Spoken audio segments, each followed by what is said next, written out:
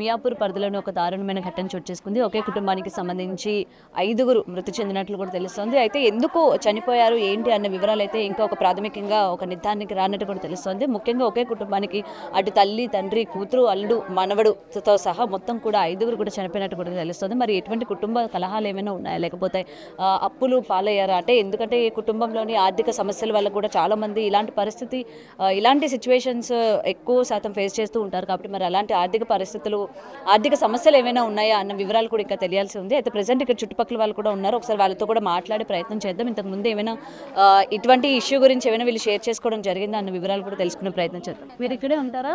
మేము పంచగంటలు ఉంటామండి. అవునా? ఎలా చనిపోయారు? మాకు తెలియదండి. తెలీదు. మామూలుగా వచ్చారా? మేము మామూలు ఇట్లా మా ఇంటి పక్క వాళ్ళే, మా అమ్మ ఇంటి పక్క బాబాయ్ ఆయన చనిపోయిన మామ 5 వరుస అవుతాడు. మేము ఇట్లా అయిందంటే మా ఊరికి వెళ్ళి ఫోన్ వచ్చింది. చూసేస్తామని మా బాబుని తీసుకొని వచ్చినాం. మాకు తెలియదండి. అంటే వీళ్ళు మీకు ఎప్పటి నుంచి తెలుసు?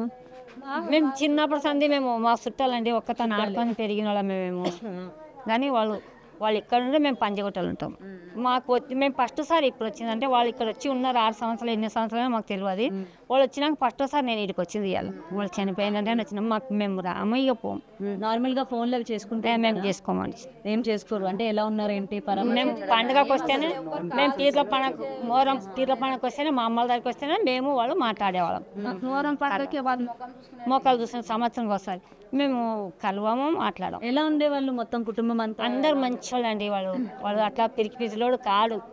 అంతా వాళ్ళు గొడవలు ఇంటికే అందరు గొడవలు ఉండే ఉంటాయి. కానీ వాళ్ళు అట్లా గొడవలు పెట్టుకుంటే మామూలుగా ఎవరి ఇంట్లోనే ఉంటాయి. కానీ అట్లా కొట్లాడి పిల్లల్ని కొట్టి చేసిన వాళ్ళు అయితే కాడు. ఆయన అంత మంచోడు. కూతురుతోనే ఉంటారా వాళ్ళు?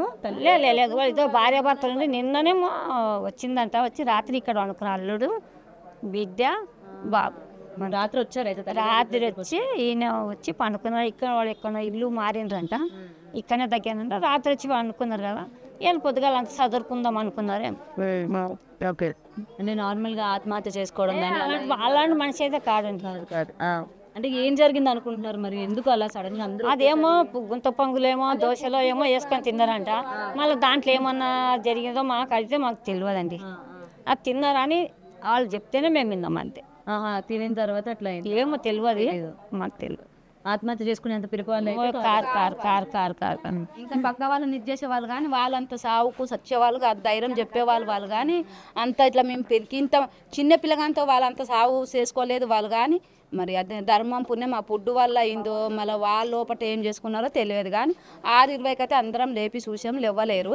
ఇక మా పాటికి ఈ స్కూల్లో చేసేది, ఆయమ్మ కూడా ఈ స్కూల్లో చేసేది. అంటే ఏంటి ఆయన బికాస్ ఆయమ్మ డ్యూటీ చేసేవాళ్ళం, నేను కూడా ఆయన, మా ఫ్రెండ్, మా కోడళ్ళు ఇద్దరు, మా అబ్బాయి డ్రైవరు, ఇంతమంది మేము ఒకటే దాంట్లో చేస్తాము. అయితే పొద్దున 6:20కి వచ్చి డోర్ కొట్టాము. డోర్ కొడితే తెరవలేరు.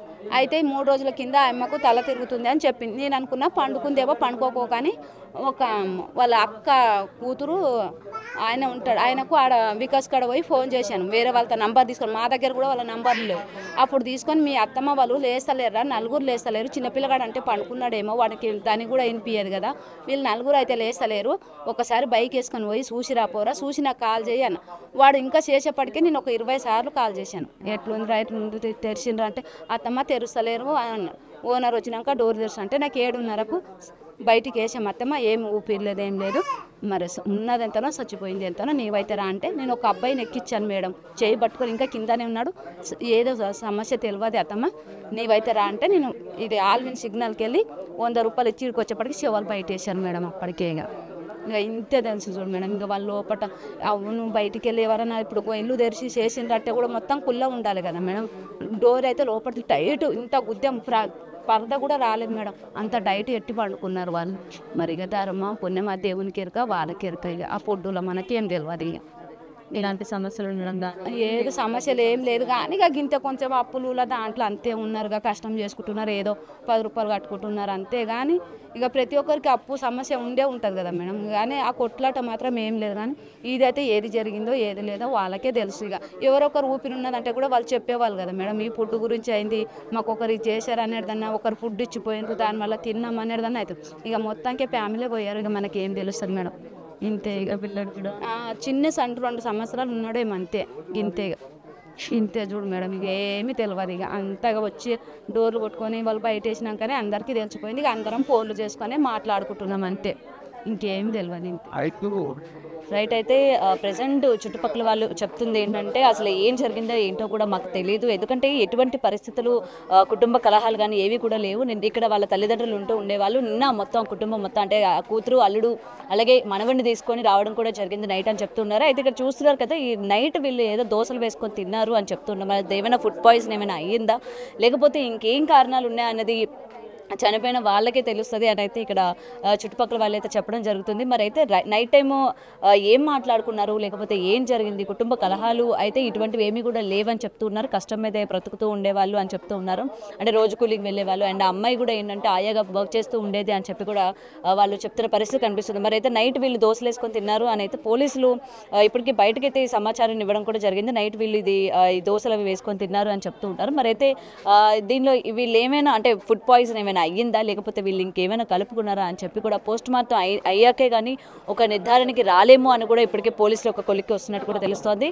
ఇక మరికొంతమంది ఉన్నారు. అసలు ఏం జరిగింది ఏంటి, నైట్ వీళ్ళు వచ్చేటప్పుడు కానీ లేకపోతే ఎటువంటి శబ్దాలు కానీ ఇలాంటివి ఏమైనా వినే ప్రయత్నం చేశారా లేకపోతే ఇంతకుముందు ఇక్కడ ఉన్న అంటే పేరెంట్స్ ఇద్దరు కూడా ఎవరైతే ఉన్నారో వాళ్ళిద్దరూ ఏమైనా కుటుంబంలో జరిగిన ఎటువంటి విషయాల గురించి కావచ్చు లేకపోతే కూతురు అల్లుడితో ఏమైనా విషయాలు అంటే ఏమైనా కారణాలు ఉన్నాయా ఇలాంటివి ఏమైనా చెప్పుకున్నారా అన్న విషయాలు కూడా తెలుసుకునే ప్రయత్నం చేద్దాం. మీకు ఎవరి మీద అనుమానాలు ఉన్నాయా? అలాంటిది ఏం లేదు మేడం. ఇక్కడ అందరు బాగానే ఉన్నారు, బాగానే అందరితో బాగానే మాట్లాడతారు, అందరు మాట్లాడతారు. అనుమానం అనేది ఏం లేదు. ఇంకా నైట్ ఏం జరిగిందో తెలియదు, ఇంకా టెస్ట్ చేస్తేనే ఇంకా తెలియాలి అందరికీ. సో నేను ఇలా అడుగుతున్నానని ఏమనుకోకు. ఇప్పుడు ఒక కుటుంబంలోని తల్లి తండ్రి అక్క బావ పిల్లడు మొత్తం అందరూ చనిపోయినాక ఆ మనుషులు ఎలా ఉంటారో నాకు తెలుసు. మరి మీరు ఎందుకు అంటే నార్మల్గానే ఉన్నారు, బాగానే మాట్లాడుతున్నారు అంటే నేను అందుకనే మిమ్మల్ని అడగడం జరిగింది. మీకు ఏమైనా గొడవలు ఉన్నాయా, మీకు ఏమైనా డెలివరీ అయిందని తిడితే ఇంకా చిన్న పాప ఉంది ఏడవద్దు బాగుండదు అని చెప్తే ఏడవద్దు. ఇంకేం మీ అక్కగారు ఎక్కడికి వెళ్ళారు? ఇక్కడే ఉన్నారు మేడం, అక్కడ బయట కూర్చున్నారు.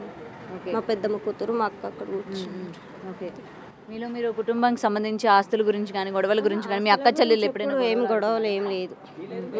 ఆస్తులు ఉన్నాయా మీకు? ఉన్నాయి, ఊర్లో ఉన్నాయి. ఊర్లో ఉంటాయి, ఇక్కడ ఏం లేవు.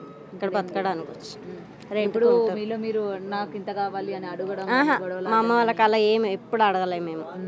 మా అమ్మ వాళ్ళు పెడితేనే తీసుకున్నాం కానీ ఇంకేం అడగలేం. మీ అమ్మ నన్ను ఎవరికి ఎక్కువగా సపోర్ట్ చేస్తూ ఉండేవాళ్ళు? అందరికి అలానే చూసుకున్నారు. ఎవరికి ఒకరికి ఎక్కువ ఉంటుంది, అలా ఏం లేదు మేడం, అందరికి ఒకటేలాగా చూసుకున్నారు. అందరు బాగానే చూసుకున్నారు, అలా ఏం లేదు. ఓకే. సో ఎవరి మీద అనుమానాలు లేవు? ఎవరి మీద లేవు.